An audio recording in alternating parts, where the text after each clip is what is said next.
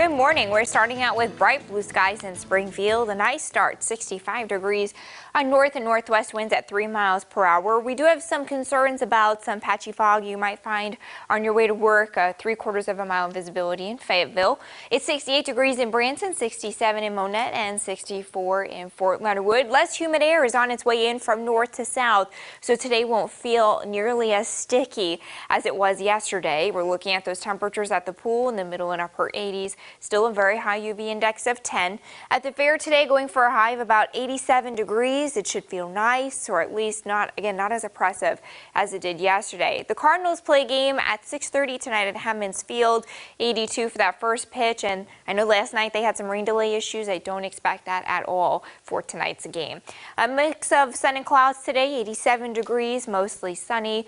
Clear skies overnight tonight, just a couple of clouds fill in with that temperature at 67, and then by tomorrow, a mix of sun and clouds, maybe an isolated shower possible, especially up in central Missouri. The storm complex tries to clip us, but weakens as it gets here. So maybe a shower, a couple of more clouds, and temperatures in the middle and upper 80s again. Then we get into a little bit of an unsettled pattern starting on Thursday. So if you're thinking about the fair this weekend, scattered showers and storms Thursday, Friday, and Saturday with temperatures in the middle 80s. If we get these storms to sit over the same areas, we could have a limited flood threat for areas west of Highway 65. That's through Saturday. Joe, Lauren. Making news now, 2 ballot petitions have been filed for measures that would allow recreational marijuana use in Arkansas. Hannah Zettel joins us in studio this morning. She's breaking down the possibilities of seeing this measure on ballots as soon as next year. That's right, Lauren and Joe. Supporters of the measure hope that tax dollars generated from marijuana sales will help fund after-school programs for Arkansas children enrolled in food programs. One measure would legalize, regulate, and tax marijuana for adult use. The other amendment aims to allow those convicted of low-level marijuana crimes to petition for expungement. In addition to dispensaries, home cultivation could also be an option. A possible allowance of 6 mature plants and 6 seedlings for adults over 21. Melissa Foltz with the Drug Policy Education Group says much like some people enjoy making their own alcohol, Arkansans deserve that same right in the case of growing marijuana. But Arkansas Surgeon General Dr. Gregory H. Bledsoe brings an opposite perspective to the issue. If there's anything that the medical research is certain of, it's that young people under the age of 25 who regularly use marijuana, so at least once a week, never fully regain their cognitive abilities, their full cognitive potential, even after stopping. Now, both measures need to gather 90,000 signatures in order to get on that ballot by next year. Thank you, Hannah Zettel, this morning. More local news now for you. The Missouri Job Center and the Taney County Partnership are hosting a multi-industry hiring event to assist Spanish-speaking folks in finding jobs. It goes from 4 to 7 today at the Branson Lakes Area Chamber of Commerce. FEMA has approved federal assistance for 68 counties in Missouri with flooding and severe storm damage over the last few months. FEMA continues to review the state's July 16th request to expand assistance to individual residents in 25 counties as well. So far, FEMA has approved more than 910 households for individual assistance grants.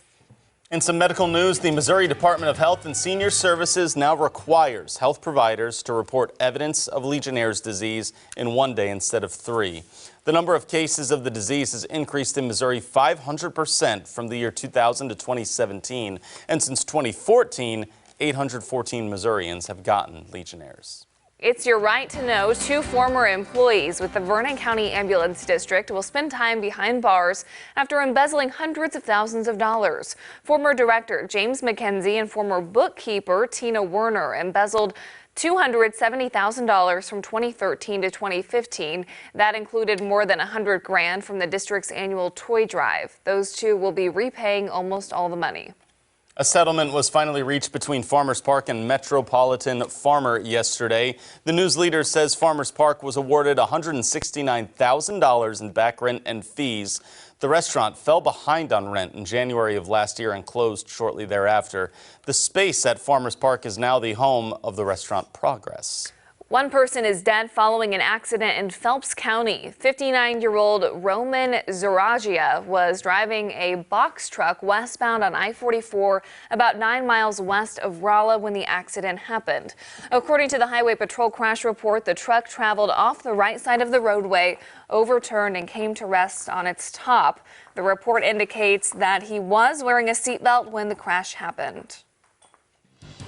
In St. Louis now, a payment processing firm brings more business back to Missouri as Square Incorporated has signed a 15-year lease for a building once occupied by the Post-Dispatch. Square already has 500 people in St. Louis's Central West End, and with the move, plans to more than double its current workforce. The new workspace will have an occupancy of up to 1,400 workers. The two brothers who went missing in northwest Missouri still have not been found, and an exhaustive search is underway. Police have been looking for Nick and Justin Diemel since their rental truck was found abandoned last week. Police say they're looking at an 80-acre area there, but they're also searching some other properties in the area. They're also bringing in water trucks to keep the dust down and help protect officers from the heat. The weather, they say, is working against them. Complicating it right now is weather. Is complicating it. Weather, time, we've had some pretty heavy rains the past few days. We had some rains over the weekend as well. We had probably 5 inches of rain Saturday, a few more inches of rain there on Sunday. Last night we had quite a bit of rain too. That has definitely slowed us down. Trying to obtain any kind of evidence, you're at the mercy of nature. Certainly a story most in Missouri are still trying to track and follow. We'll keep you updated on any updates from that. Now let's take a look at what's up on CBS This Morning. I'm Anthony Mason. Coming up, our 3 Meals series goes to Nevada. Voters tell us what they think about immigration and other issues coming up on CBS This Morning.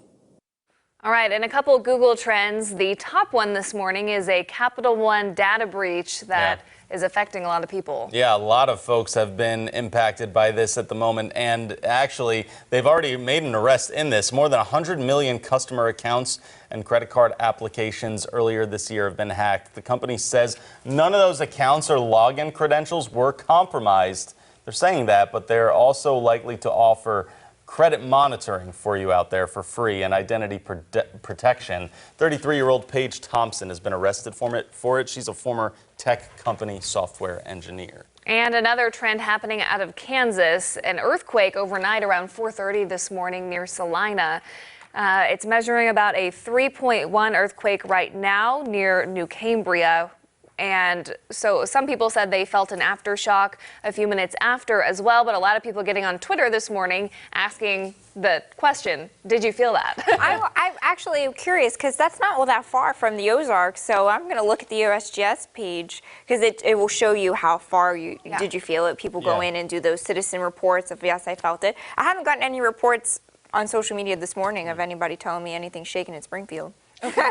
Yeah, me neither. There you go. We'll have to see. Yeah. And then we also need to take one more check of the forecast before we get going. It's going to be nice out there today, mostly sunny skies, less humid than yesterday with a high of 87.